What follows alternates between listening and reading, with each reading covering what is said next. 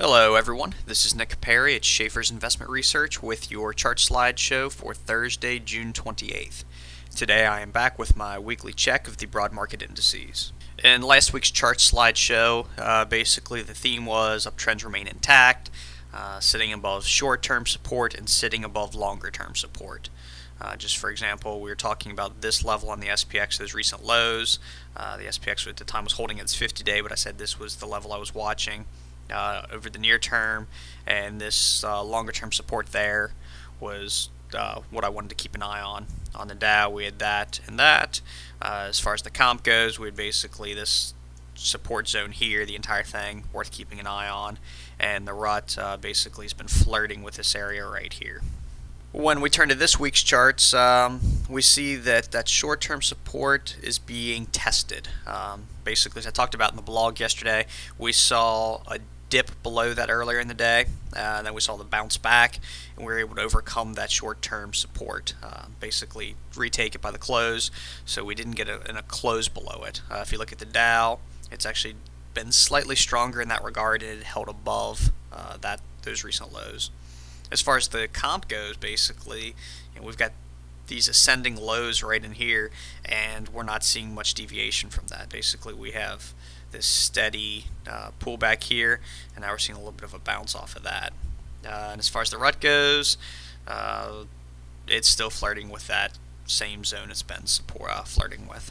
As far as today's action goes, basically, it's about 10 minutes after the FOMC release. So basically, the Fed came out, said no change in rates. They did tweak the language, and of course that's what everybody's been anticipating and watching and waiting for. Looking at the SPX, we saw a dip right after the announcement hit. The SPX was up about 5 points or so.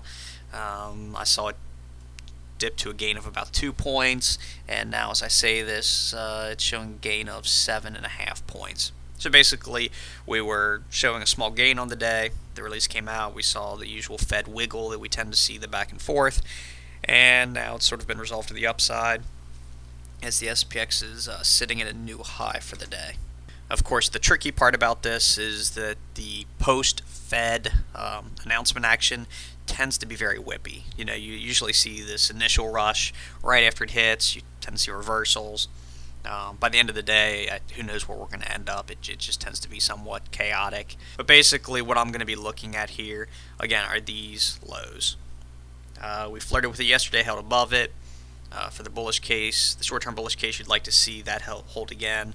But ultimately, again, it's going to come back to this support zone if we see a pullback here.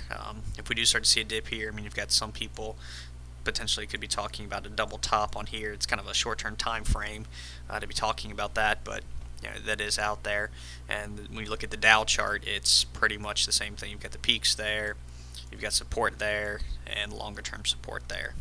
So my overall takeaway is that even depending on how today's action shakes out, those are still the levels I'm going to be watching. I won't be in the office next week. I'm going to be taking some time off, so I won't have a chart slideshow next week, and some of my colleagues will be filling in for me on the blog. So anyway, those are some levels to watch, and when I get back the following week, that's where I'll pick up. So I wish everyone a early, safe, and happy 4th of July, and I'll see you when I get back.